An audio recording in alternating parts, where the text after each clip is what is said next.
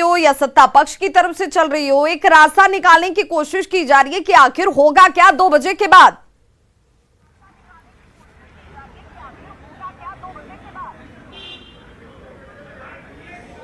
जी बिल्कुल। और देखिए यहाँ पे सबसे बड़ा जो संकट है वो यही है। देखिए जो भाई वीरेंद्र हैं वो हमारे साथ हैं और इनसे बात करेंगे। देखिए जो संचालन है, जैसे विजय चौधरी ने कहा कि यहाँ पे अब संचालन करना चाहिए डिप्टी स्पीकर को, लेकिन स्पीकर ने कहा है कि जो है वो जिस तरह से हम लोग उनके कार्यशैली के खिलाफ में अविश्वास प्रस्ताव दिया था, उन्होंने प्रदर्शित कर दिया आप सब लोग के सामने। नियम यह है कि त्यागपत्र देने के बाद आपका कोई वैल्यू नहीं है, और उन्होंने कहा कि फलाने नरेंद्र नारायण यादव संचालन करेंगे।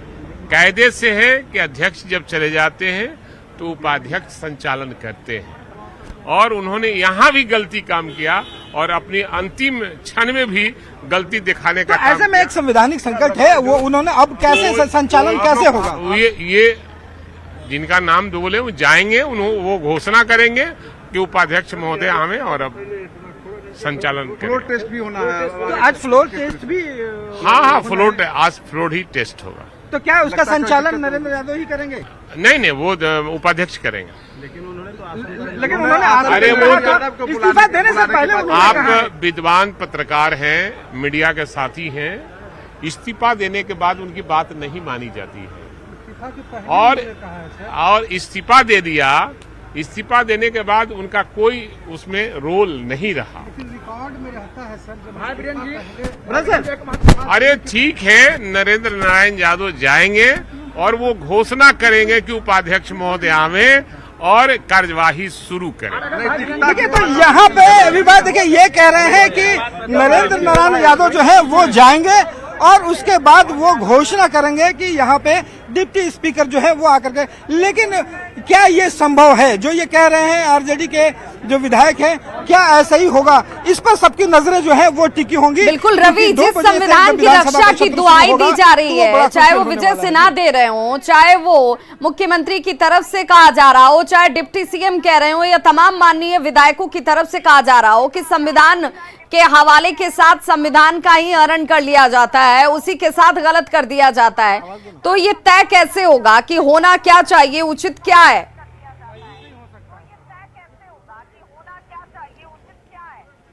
जी बिल्कुल। और देखिए हमारे साथ संपादक ब्रतर भी हैं।